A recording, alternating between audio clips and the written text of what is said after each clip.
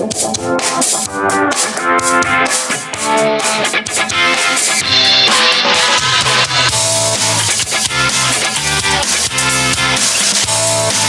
by Riverside FM.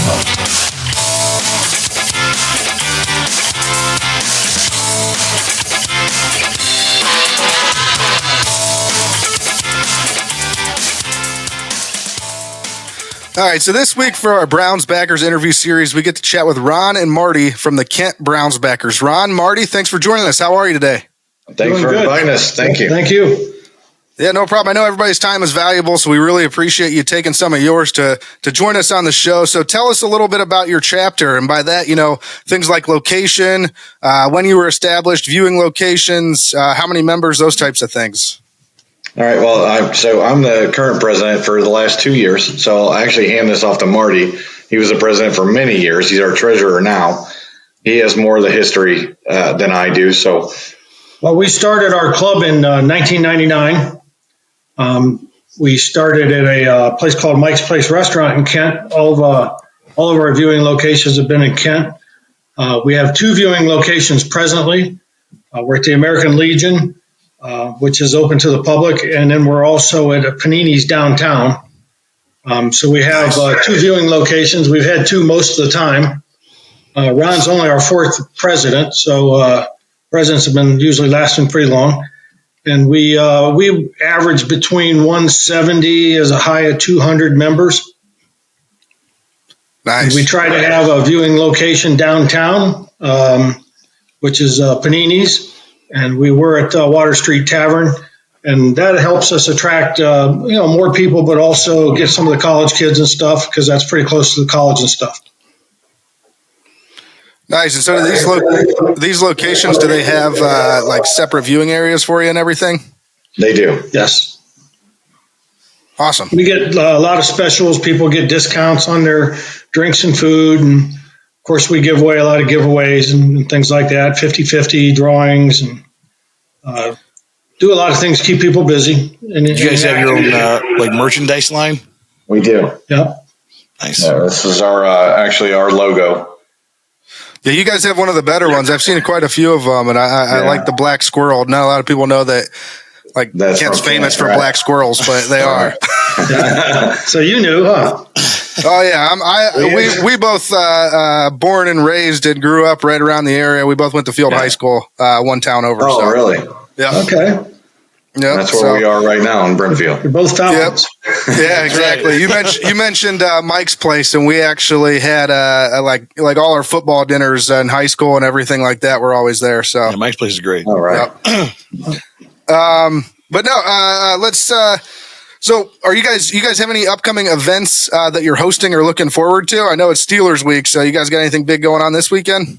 Well, other than our viewing locations, nothing serious on that aspect, but we do have a reverse raffle coming up on February 24th. That's one of our first time off-season things that we're doing to try to raise money for the local charities. Okay. Yeah, you mentioned those charities. That's one of the reasons we do these Browns Backers interviews, is because I think a decent amount of the fan base knows that the Browns Backers exist, but I think the majority of even most of our own fan base thinks that the Browns Backers are just a bunch of people that are Browns fans across the nation that get together and watch football. Well, I think they think we just sit there and drink beer and watch football, and that's not reality. We raise probably around $8,000 a year for local charities. And everything we keep local, obviously, because we're in Kent, so we're going to stick with Kent. It seems like there's a very civic-minded that's component not the case at all. That's why we do it. That's where our passion is. What can you tell us what charities you guys have donated to in the past? Well, we donated a lot for several years to Freedom House for homeless veterans in Kent. We've had donations to the Children's Home. We've sponsored their Christmas party. We've even bought all the gifts and the food one year, and things like that. We've done Big Brothers and Sisters, where we'll send bigs and littles to games and give them the money, the tickets and the money for parking, and a couple sodas and chips and stuff, and try to get people to go to the game that normally wouldn't. And a lot of times, even the bigs, it's the first time they've gone to a game. About the only thing not in our local community is the the Stephanie Spielman Breast Cancer Research Center at Ohio State. We donate there because of their relationship back to the Cleveland area with Chris Spielman and stuff. And we typically donate quite a bit there for like all of our 50/50s in October and things like that. And we donate to the APL, Animal Protection League, and some other branches of that. What else, Ron? Well, we have a scholarship that we give away every year for a Kent Roosevelt student. They get $1,000 to, for their college career, I suppose. Outside of that, we have Hetty Larlam. Oh, yeah. That's another one in Northern Portage County. And I think that's about it right now. Yeah, we've gone through quite a few different ones, depending on the need and things like that. And obviously, us being at the Legion, it's got a lot of money goes towards the veterans. Yeah, we send kids to Boy State, which is at Columbus, where kids go down from Field High School and Kent Roosevelt to spend a week down there and see how local government runs. And we sponsor usually at least 3 people to go down there every year. Nice. Well, I know Ron said that's about it, but I mean, you guys are doing a lot. So we are. I know it's work. As all volunteers, we have 7 board members, and they're all great people, and they have the same passion. And it's still a job, kind of, but we put our own time, and our own hearts into it. Yeah, and to give back to the community. We try to do our best at that. Yeah, exactly. And this is, again, part of the reason why we do this interview series is to just showcase this. And the fact that, like you said, it's your own time, your own energy, and it just comes from, the heart from all these Browns fans that, they want to get together and drink beers and watch football, but they also want to do some good around the community and make the world a better place. So I'm sure Kent, as well as the rest of Northeast Ohio and even the Columbus area that you guys are reaching out to, I'm sure they all really appreciate the contributions that you've made. But, guys, as great as that is, and we could talk about that stuff all day, why don't we talk about some football here? So, all right, let's do that. It's a good week to talk about football. Yeah, it's a good week to have you guys on. So with that, I guess, what are your guys' thoughts about the game on Sunday against the Baltimore Ravens? Honestly, I had no doubt we were going to win this game. I'm not kidding. We started off just like we did against the 49ers. I said, guys, we're going to win this game by a field goal. And I was right. I said, we'll get a pick 6 right before the end of the game, and we'll kick a field goal to win it. They called the entire ending. So we should just follow Ron Woods around because he probably could tell us how every game is going to end. I will. And we are going to slap Pittsburgh in the face next week. Love it. Okay, so what? We'll get there in a minute, but I'm going to get your score by the end of this, and I'm going straight to Vegas. And if you're wrong, then you're going to ruin me financially. Thanks a lot. You don't even got to go to Vegas anymore. Sports betting is legal here. That's true. Sports betting's legal in Ohio. That's right. You don't have to go to Vegas. Yeah. How about that defense, though, man? What about the defense is phenomenal. So, I mean, I guess with that, obviously the game this past week was awesome. Like you mentioned, came down to that last second field goal that we won on. How do you think the Browns have looked? And I'm sure you'll talk about the defense more here, but how do you think the Browns have looked so far this season? I think, without Chubb, you didn't know what to expect. But we've held our own. We miss him, no doubt. But getting Hunt back in helped, and they're looking good. They're holding their own. We definitely improved our kicker. That was a need. He tried real hard to cost us one, though. He did. He did. I'm glad he got the opportunity to let us forget that one. I figured I figured the coach would go for 2 and not get it anyway. So. Well, yeah, that's more on questionable. Yeah. So you guys think they look good so far, for the most part? I think they look good. My opinion there is they look good for the situation we have where our star quarterback's been in and out and our star running back's out. I mean, that's a blow. A lot of teams, would use that as an excuse of why the season's over. Yeah, and even yesterday, they give down 14-0, and all of a sudden it's like they came together at the end, and with Njoku carrying a guy for 10 yards, and then the offensive line pushing to get that first down. It was amazing to see the effort. I love it. Well, it's kind of nice. Shut down over the years. Yeah, I was going to say it's kind of night and day from what we're used to seing out of the Cleveland. Well, yeah, it's like I'm just trying to think of like when the last time I even seen an effort like that out of a Browns team. I mean, since '99, I can't remember. They replayed that, and I just looked at my wife and I said, "We're going to win this game." Uh-huh. I mean, if they're playing like that, they want to win. They're not tired. They're going. For sure. And it became more and more apparent towards the end of that game that all the fight was on the Cleveland Browns side, and the Ravens were kind of hoping that they could hold on, basically. Yeah. Yep. Well, it seemed like we were playing against the refs a little bit there towards the end, but we always are. Except for that one time. Except for that one time, but we always are. Right, that one time. Indianapolis, so obviously the Browns sitting at 6-3 feels pretty good. In most years, we'd probably feel a lot better about that, but the AFC North is tight. Yeah. You guys have any thoughts just around how competitive the entire division is at this point in the season? Well, I mean, right now they're saying we're all playoff bound, So obviously that can change. I don't think Cincinnati's as good as everybody thinks they are. I don't think Pittsburgh is either. They seem to just pull it out somehow. I really don't think they're that great. They just have a great coach. They do have a great coach. They've almost got to be the biggest surprise of the season, I would think, right? I think they were ruled out at the beginning of the year. Right. Well, yeah, and if you've caught any of the Steelers games, watching the game, you don't feel like they should win, and then they do. You don't want them to. Yeah, but like you watch them and they just don't look good, and you're like, they'll probably lose this game, and then somehow they end up winning by a field goal, by a touchdown, whatever. And you just keep hearing that name, Watt. Yep, I'm telling you. Yeah, they find ways to beat teams that are better now. Yeah, they do, and I think Ron, you hit it. You hit the nail on the head. I think it was you that said it. It's their coach over there. I mean, they do. Absolutely. In my opinion, as much as we hate the Steelers, I think after Bill Belichick, I think the best coach in the league is probably Mike Tomlin. I mean, he's so consistent. He's never been under 500. No. And every time I hear that they even have like a semi-bad season or whatever, and everybody starts calling for his job over there, I'm like, please fire him. Please fire him because I don't want to face him 2 times a year. Well, I'll be honest. At first, I always thought he was kind of riding on the coattails, from the former coach. And then as you watch him now, how many years has he been there? He just somehow does it. He just pulls it off. He only needs a few more wins now in order to stay above 500 again this season. So right. I don't want to rehash old wounds here, but if you could just take me back to the Pittsburgh game, the first Pittsburgh game. Can you talk about just the reaction when Nick Chubb went down with your guys' group? Yeah, it was tough. Yeah, everybody just kind of got quiet. Yeah, they thought. Plus, I had him in my fantasy league, so that wasn't good either. It was doubly bad for you, right?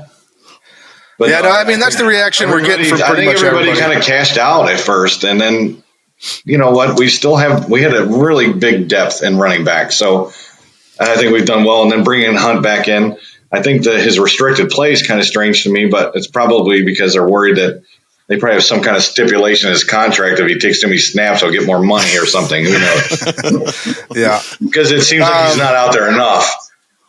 Yeah, no, I think we had the same reaction as you. We joke about it, but it took us several weeks just to recover from the fact that Nick Chubb, the realization that he wasn't going to be with us the whole season. Right. But it's funny if I go back and listen to our episodes like that week, the following week, and even like the second week after it happened, the energy on our show was just kind of flat. Like it was just like, yeah, we found a way to win some games after that, but we still don't have Nick Chubb. But we finally in recent weeks picked it up a little bit here and found our footing again. At least the defense has for sure. But I think it's on the backs of the defense. I think we are all very lucky that we have an elite defense that we can hang our hats on in the absence defense of Nick wins Chubb. Championships. Yeah. Pittsburgh knows this. Baltimore even knows it. Yeah. Yep. And so I guess the Bears. I think the Bears proved to me you can win with just Jim McMahon. All right. Yeah. Yep. And so with talking about the Pittsburgh Steelers, obviously that's the opponent this week coming up. So what are you guys' thoughts on the Week 11 matchup against the team that I think most Browns fans hate the most? Denver. No. I think we'll beat them. I really do. I think they're pumped. It's just the Steeler factor. Like Ron says, they just find ways to do things. But I think we can shut them down offensively. There's no doubt. We just got to score some points. Yeah. And then we have Denver the next week. Yep. In Denver. Yes. Yeah, I've always struggled against Denver because I started watching Browns football in 1984, 85. Obviously, that's when we were right there so many times, and those guys just beat us. And it was always in Denver. I think they beat us in Cleveland one time, but as a kid, I was only 9 years old. I was miserable. But yeah, they've always been a dagger to me, and I think we're going to pull it off this year, but because they're not that great. I think we'll be a good home. The crowd's going to be crazy. We're going to be in Denver. No, I mean Pittsburgh. Yeah, we're talking about the Denver. Yeah. So with that, though, I mean, obviously the Pittsburgh game is the one that's coming up here this week. So, you mentioned the Pittsburgh factor, and it always seems to be really close, even when we're one team or the other, I should say, is far and away the better team. It's always close. So do you guys, do both of you guys have score predictions here? Yeah, I'll try. Ron, I'm really listening to you because I'm going to place bets here. Get your wallet out here. Honestly, I'm going to say I'm going to go with 24-7 Cleveland. Oh, wow. Okay. It's just a we're going to be at home. I think we're going to slap them hard really fast. Whew. Love it. Nice. Okay. Marty, what do you got? I was going to say like 23-14. Okay. I can see that as well. Yeah. Yeah, Pittsburgh's one of those teams that just hangs around, and there is something very psychological about playing the Steelers that we just have to play a full game. Yeah. But here's the deal, guys. Kenny Pickett wears 2 gloves. So, I mean, I don't know what that's all about, but you can't lose to that guy again. No. So, we shouldn't have lost the first one. No. You guys know that. But that was the Steelers, Yep. Go ahead. It's definitely not over till the game goes to 0. That's for sure. Nope. Yeah, we're learning that every week with this team, aren't we? Yeah. Now, before we get going, guys, we want to mention that we are brought to you by who, Kenny? We are brought to you by the Browns fan cruise put on by Seaside Events. Officially, we are brought to you by Seaside Events as the official cruise event provider of the Cleveland Browns and organizer of the Browns fan cruise. So with that in mind, did you guys know that there's a competition for Browns backers out there for the Browns fan cruise coming up in March of 2024? Yes, sir. Yep. And so have you guys had any bookings yet? Do you guys know where you stand? We've let the people know, but we haven't seen too much interest lately. Well, just make sure that they know, and I'm sure some of them will be watching this when it comes out later this week. But there's all kinds of prizes given to the chapter that has the most bookings. If you go to brownsfancruise.com and click on the Browns Backers logo, you'll see all the details. But basically, the more people that book from your chapter, the better chance you have of winning some really great prizes from the Browns and Seaside Events. So, including another cabin on the boat. I'll make sure we get it out on all of our social media. In the upcoming days. And I will tell you this: you guys aren't far off the lead. I mean, there's a lot of Browns backers. So even just a few people from your chapter, you guys are going to climb the leaderboard real fast. And I think right now they still have 60-day payment plans available. So it's really, when we consider the inclusivity of all the events and the Browns alumni and the things that are going to go on there, that includes your drink package and all that. It's really pretty reasonable for the entire package. So nice. Keep that in mind as well. But yeah, so real quick, is there anything else that you guys, as the Kent Browns backers, want to say to like Cleveland fans that may be thinking about joining a Browns backers organization? Kind of lost you guys. Oh, you're good. So real quick, is there anything that you guys would like to say to Browns fans in Northeast Ohio or really anywhere across the nation that may be thinking of joining a Browns backers organization? You go ahead. I would say do it. I mean, it's always fun to watch a game with a bunch of other diehard fans, and it's always good to have the benefits go to the local charities and donate to the community and things like that. I just think it's a great thing. I mean, we all want to try to do stuff to give back, and it's hard to do that sometimes, but I think this is a very easy way to hang out with friends and get new friends and watch football and have a lot of good come out of it.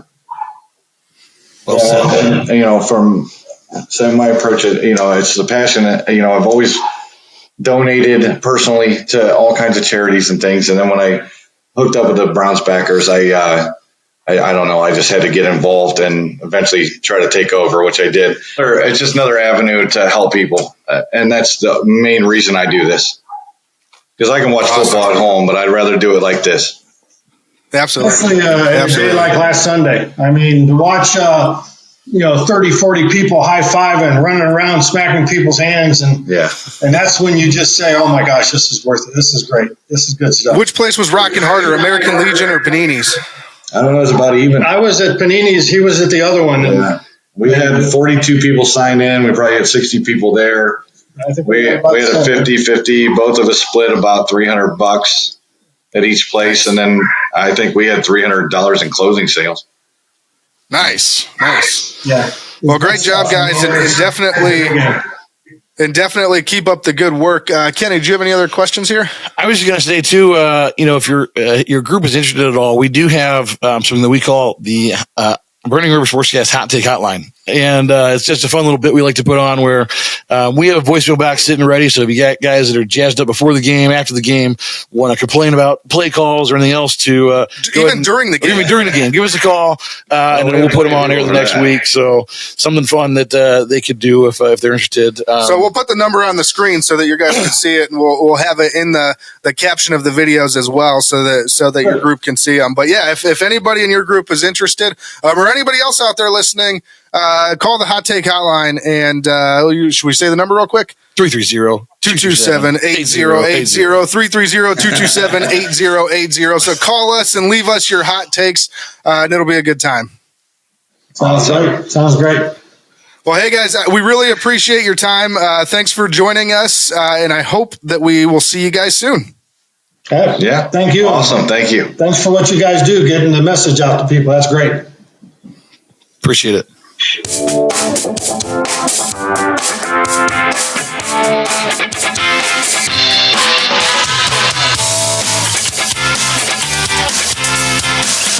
We are the Kent Browns backers, and you're listening to the Burning River Sportscast.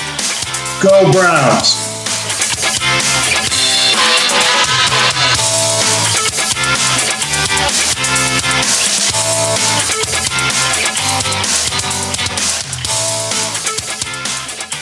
Good time.